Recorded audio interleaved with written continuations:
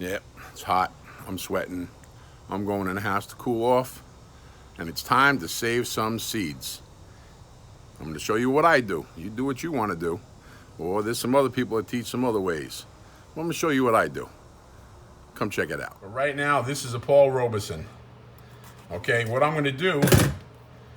Oh man, look at how many seeds are in this plant. I'm going to go ahead and I'm going to squeeze all of the pulp, which includes the seeds, straight into this bowl. I'm not going to mutilate the tomato because it just bothers me to ruin a tomato. But it doesn't bother me to eat one without the pulp every now and then. Because these Paul Robesons, they still have so much tremendous amounts of flavor. So we'll go ahead and we extract the seeds from the tomato. That's the first thing I do. Now, I'm going to show you in a little while some tomatoes that I did a few days ago. I went to the farmer's market and I picked them up, but those tomatoes are all different colors. So what I did was in each bowl of seeds that I put up to dry, I put one tomato. By putting one tomato, when I pull the bowl down, I'll remember what they are. So when I seed save and I put them in the envelopes, I'll have exactly what it is on the envelope. I don't want to get confused. And I'll tell you right now, when you start seed saving 3 or 4 different kinds of tomatoes, you're setting yourself up for not remembering what's in what bowl. Now, all I did was pull the tomato seeds and the pulp out of the tomato. I have my wife's fine mesh screen right here. It's a strainer. I don't know what she uses it for in the kitchen. Like I tell you right now, M.I. Gardner, he puts his tomato seeds in a bucket and he lets them ferment, which is amazing. But then you have to wait a few days, and on the chance that anything will happen to that bucket, maybe it gets knocked over or something else goes in it, I'm kind of one of those people that wants to do things right away. So by rubbing these seeds, I'm not squeezing them through the mesh.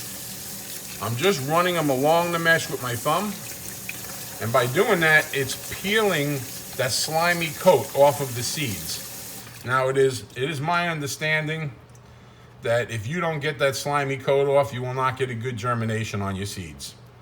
I'm not really sure because I don't want to find out. I'm not going to waste my seeds.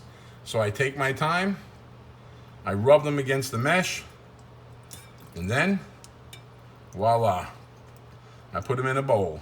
And you know what happens? The seeds, they sink to the bottom. And these green things that were attached to the seeds, they float. So I can pour them right off. I'll add a little bit more water. Now make sure you move it to the side because you don't want to lose any seeds. Like I just lost a couple. I'm trying not to make a 20-minute video. Seed saving is a little bit of a process. But I could promise you this. If you have a tomato plant and it produces good tomatoes, next year it'll produce better tomatoes if you seed save from it. So everybody's got their own way of doing it. M.I. Gardner, he ferments his seeds. I've done that with my cantaloupe and a few other plants.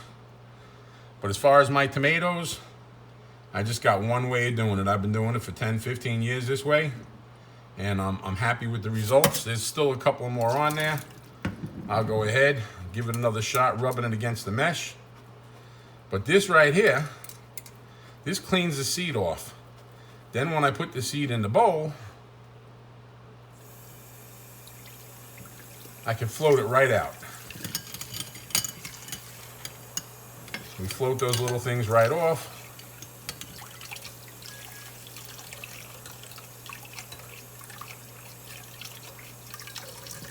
And do my best to not waste any seeds. Okay, here we go.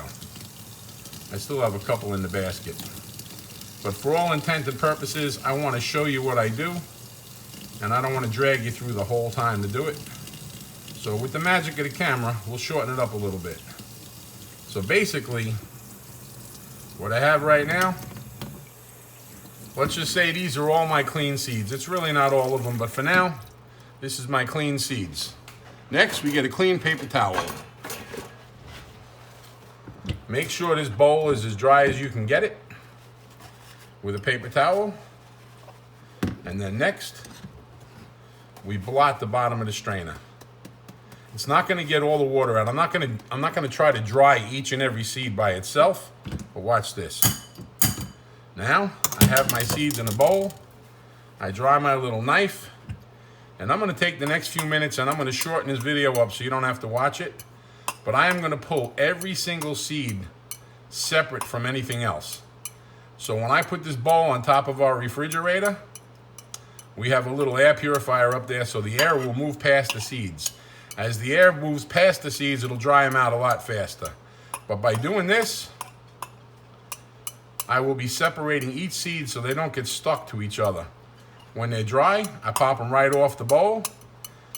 You know, if I'm ever seed saving 4, 5, 6 different kinds of tomatoes, you got to hear Miss Karen when she's looking for her salad bowls. Okay, there you go. That is my third Paul Robeson of the season that we harvested. And I don't know if you want to try to count them. Here, I'll hold it still. You could freeze frame it. I should do a contest. I should move it around and say, okay, take a guess. And whoever gets as close wins a free tomato. I don't know. But the point is, this is the finished product of getting the seeds ready to dry. Next, I seed saved these Missouri Wonder the other day. Now, when I was pulling them out of the seed pods, some of them have already adapted their color. Now, I don't know if these are solid dry all the way to the middle, but they're dry enough for me to go ahead and put them into some envelopes. Now, my bride, my wife, she bought me hundreds of these little tiny envelopes. These little envelopes are paper, so if there's any moisture left, it'll still come out of the envelope, and it will not seed mold. It will not mold my seeds. But I could also write on them the date and what the harvest is. I'm going to put that aside for right now. I went to the farmer's market the other day and I saw some tomatoes I've never seen in my life. What I saw were these little teeny tiny tomatoes. They had a package of them. Some were red, some were orange, and some were green. They're sweet, they're delicious, and they have itty bitty bitty bitty tiny seeds. Now I went ahead and did exactly what you just watched me do. I did that the other day. So now it's time for me to go ahead, and I'm going back to the farmer's market on Saturday, and I'm going to find out the exact name. For right now, okay, for all intent and purposes, we're going to call this tomato, we're going to call it Tiny Red. And then we're going to put down July 15th. And then we got it at the farmer's market. I better get something to lean on because I'm looking a little ridiculous here with this. So you can see Tiny Red, July 15th, farmer's market, okay? Now what I do is I get this envelope ready. And if you learn from me, you won't make my mistakes. I put one of my little tomatoes in here, so I knew which one this was.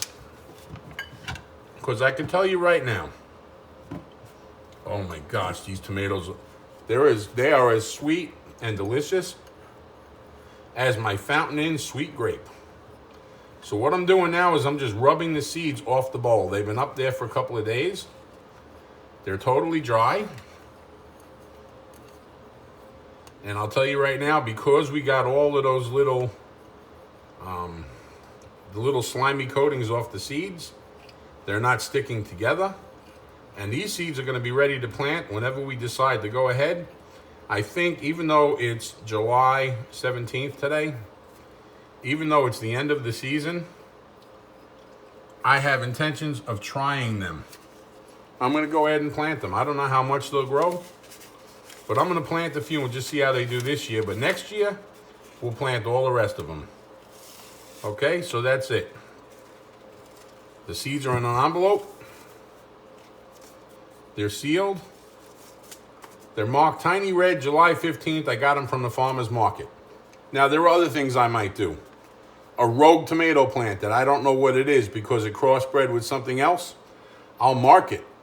Because if I grow them next year and they're spectacular, then I will keep it aside. I will put some little nets over the blooms so they don't cross with anybody, and I'll try to work on that one strain. But as of right now, we just finished one. Now let's do this one. Keep it on the stack. This would be, let me fold this paper over.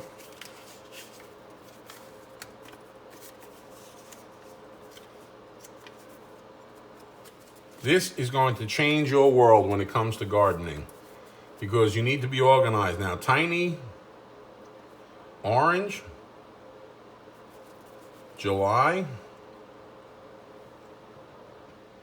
15th, farmer's market.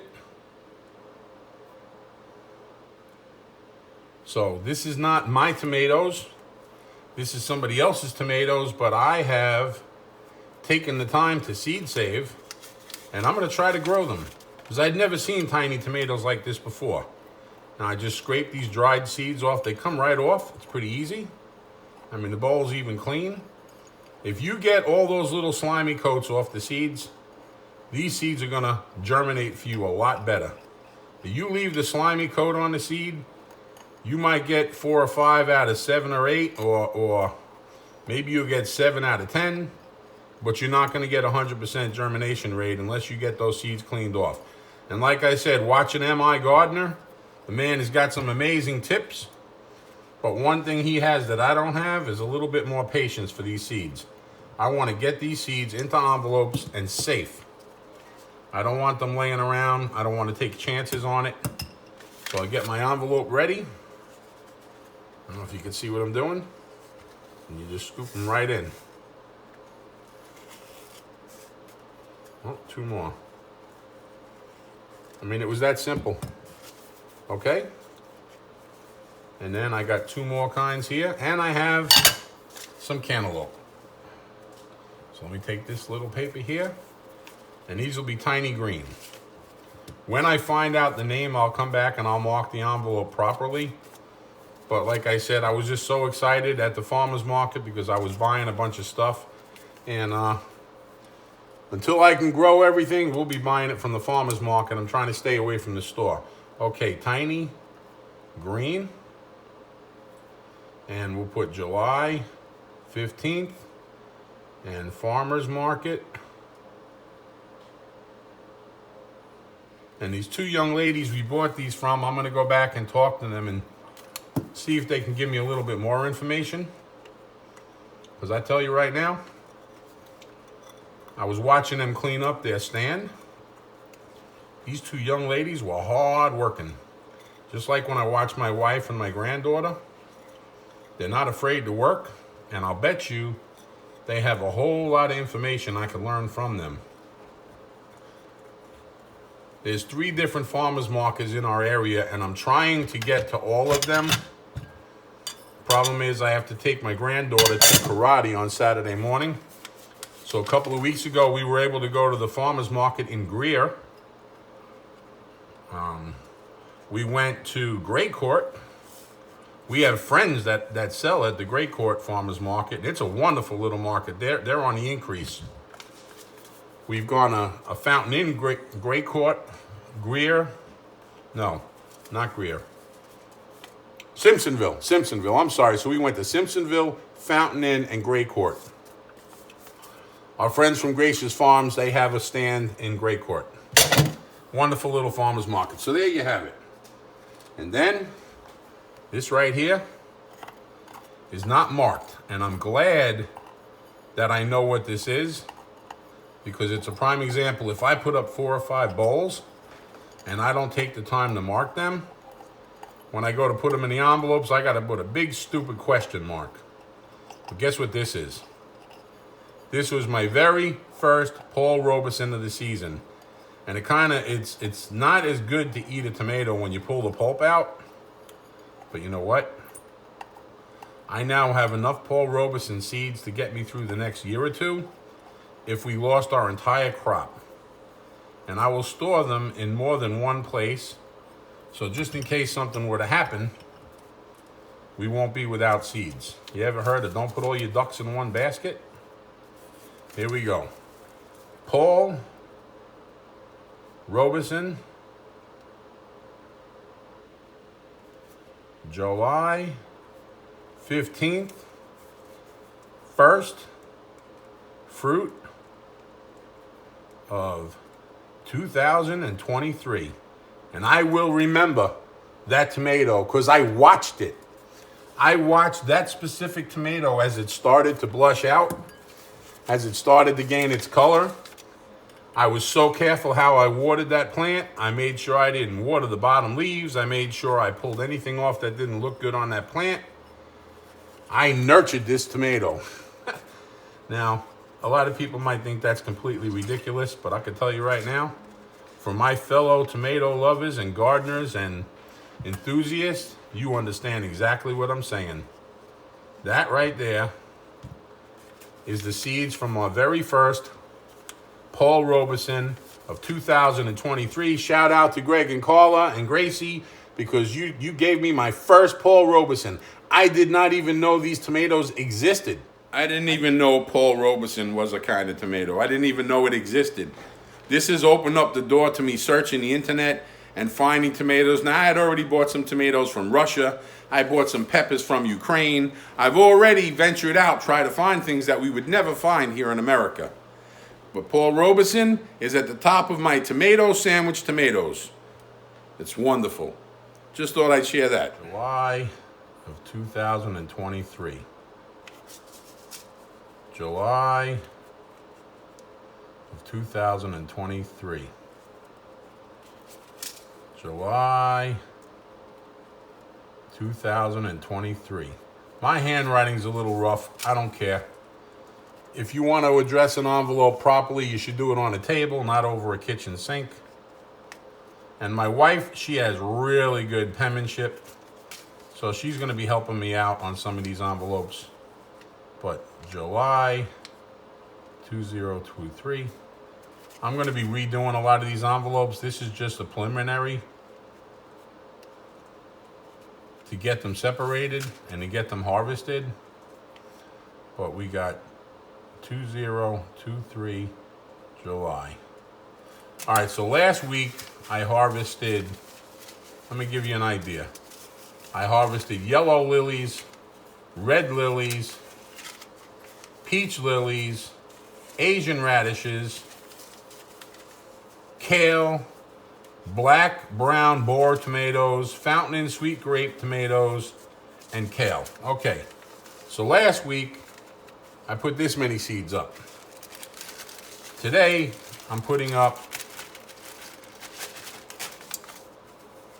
the tiny green, the Paul Robeson, tiny red, and tiny orange. Now keep in mind, I still have these cantaloupe seeds, and I still have all of those Missouri Wonder beans. I have to go to work, so I will probably save putting the beans up until I get home for work. But let's just do this. Cantaloupe. July 2023. I'm not writing 23 no more because I accidentally thought it was July 23rd.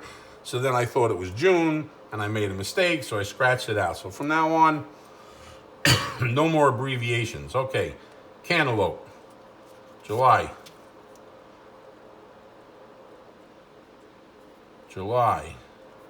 2023. I can't wait for Karen to fix these envelopes. My handwriting is atrocious.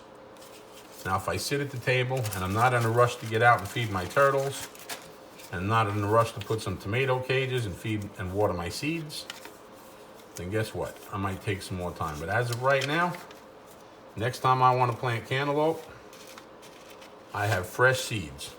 And on a separate note, you want to know how I did these cantaloupe seeds? Exactly like I learned from M.I. Gardner. We left these things tied up in a plastic bag to ferment, and it worked flawlessly.